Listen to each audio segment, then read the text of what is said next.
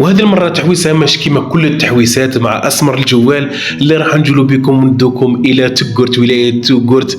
شكرا، تحية كبيرة إلى ناس تقرت، إلى تقرت البطولة. أنا دائما نقولها تقرت البطولة، وين عرضنا منصور على واحد الدوارة ما نحكي لكمش عمري ولا كيتا في حياتي.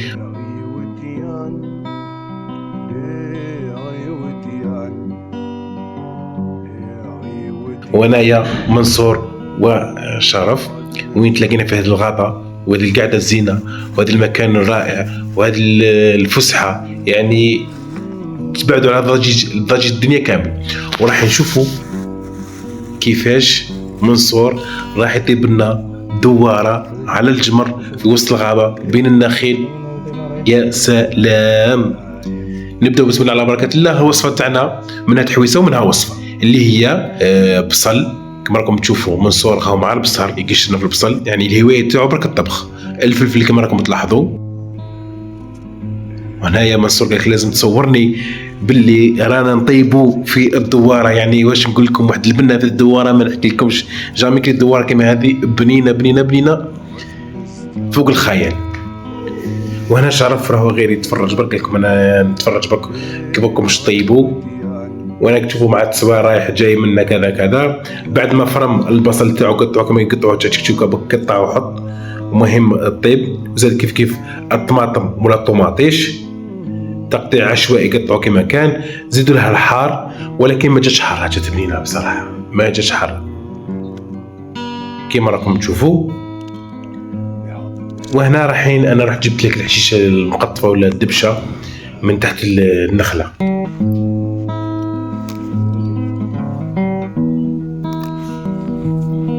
بديت نحش ونجيب، عجبتني الريحه تاعها جايه خضراء منعنعه، ريحتها يا سلام، ريحتها كما نقولوا ريحتها حيه. وبعد ما حشيت الحشيشه المقطفه ولا الدبشه ولا القصبر، كل واحد كيفاش يسمي، يعني بلادنا كبيره وشاسعه، كل واحد وعنده لهجه كيفاش يسمي هذه الحشيشه، كل واحد كيفاش ينطق. المهم نحاول نوصل لكم المعلومه كيفاش نكملوها. قبل ما نحش في الحشيشه وانا نقول منصور بالك تفوتني حتى لقطه نتاع هذه الدواره اللي راح اطيب انا اليوم. راح يدير هنايا الثوم، كميه الثوم ورا لي واحد الطريقه ما شاء الله. انا بصراحه ما كنتش على بالي كيفاش يفرموا الثوم بهذيك الطريقه، يعني اول مره نشوفها عند منصور. يقول يعطيك الصحه، يعني بديت منه خبره. كل واحد يعني تقدر انسان غير هاوي برك في الطبخ، ولكن راح يعطيك معلومات اللي ما تكونش على بالك بها، ولا معلومه هو مبتكرها من عنده. النار راهي شاعله ولا العافيه كما يقولوا، ومنصور راهو مطابس ما شرف راهو قاعد يكونيكتي والاجواء كما يلزم. شوفوا الثوم حطوا داخل قرعه تاع الماء، وقرعه هذيك فارغه، وحط فيه كميه الثوم وبدا يخبط فيها على الحجره التفرم فرما ناعما. هنا الدواره تاعنا ولا الدواره عفوا ما راحش ندير لها الزيت على خاطر ننسى الزيت، ولكن راح ندير لها مرصوات تاع لي كوتلات ولا مرصوات تاع الشحم لداخل باش تلقى لنا هذيك اليدان برك نتاع الزيت. على خاطر قلت لكم نسينا الزيت مع الزربه، تعرفوا تجيب هذه دي هذيك حطها من تحت، ومن بعد نروحوا نفدوا المرميطه تاعنا وندوها فوق النار.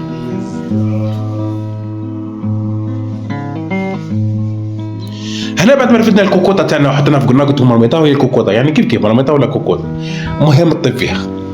هذه دايرها سبيسيال غير الخرجات والسهرات نتاع الصحراء ولا خارج عند الرمال ولا في الغابه كما راكم تلاحظوا غربة الشمس ولا غرب المغرب. والدواره تاعنا راح يطيب على هذا النار ولا هذه العافيه على الحطب نتاع النخيل. هنا كل مره على مره نروحوا نقلبوا هذه الدواره تاعنا حتى بين تتحمس لنا هذوك الخضروات اللي فيها، طماطيش، بصل، ثوم، فلفل حار. كما راكم تلاحظوا هذيك المرصو تاع اللحم فيه شويه شحم ولا شحم فيه شويه لحم قولوا برك. وكميه النار تشوفوا راهي نايضه ولا كما شعله وزهره.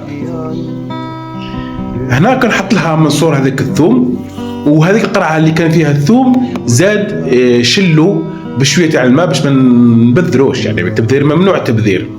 وهنا واش راح يدير لي زيبيس ولا التوابل تاعو اللي حط لها ملح راس الحانوت، ملح راس الحانوت ما كاع حتى حاجه فيها زياده.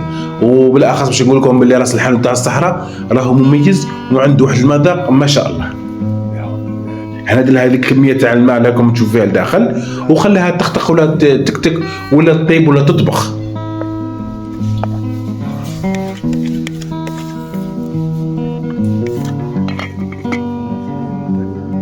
هنا راكم تشوفوا في الدواره نتاعنا اللي كان وجدها مقبل، اللي نقاها وغلاها وحضرها كامل باش نقدروا نطيبوها طيب بسرعه، يعني باش ما تاخذناش وقت طويل في الطياب تاعها، وخليها كميه من الماء نتاع هذيك الدواره اللي تغلات فيه، علاه باش زدنا هذيك التمريقه وزدنا البنه نتاع الدواره في هذا الكوكوطه تاعنا ولهذه المرميطه تاع الدواره.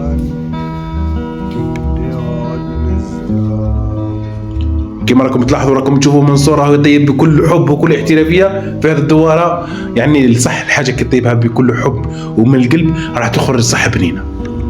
حتى كان يكون ما تعرف والو في الطبخ ولا ماشي محترف في الطبخ ولا عمرك ولا طيب، بصح كي تطيبها راح تجي صح بنينه لانك طبختها من القلب وبكل حب.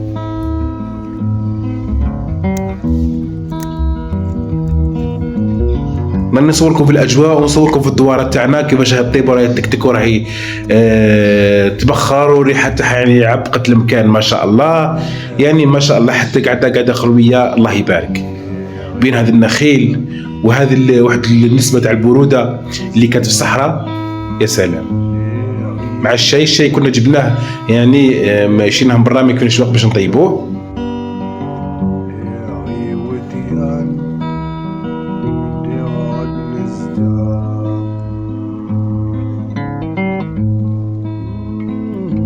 هنا بعد ما شوف منصور بلي الدواره راح دخلها طياب، واش راح يدير؟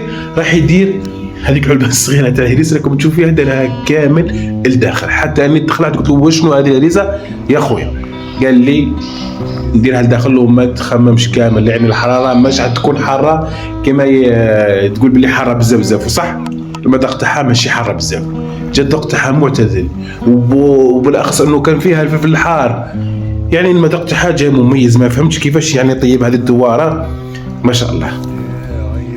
احنا هنا في الشمال يديروها الدواره لازم يديرها الحمص القرعه، كان يدير لها اللفت كان يدير لها زروديه، كل منطقه كيفاش يطيبوها، ولكن هما يطيبوها بطريقتهم الخاصه. وكاينين حتى اماكن وين الدواره يقلوها بالاخص في الاعياد، يقلوها هي الدواره والريه تاعها والقلب والكبده يقلوهم كامل مره واحده وياكلوهم. هكذا كما راكم تشوفوا الدواره تاعنا راح تطيب وتكتك لكم ما بقاش بزاف، حتى الطماط تاع الباط ما يديرلهاش ويخليها تزيد تطيب شويه وتتجمر. شوفوا كيفاش تعسل وتلقى هيك البنه تاعها وطلعت الزيت تاعها، يعني هذه هي الدواره على اسره، دواره تقرتيه وتقرت البطوله دائما نقولها ونعاودها ما شاء الله، مع ذيك الرشه تاع الدبشه واش نحكي لكم يا سلام.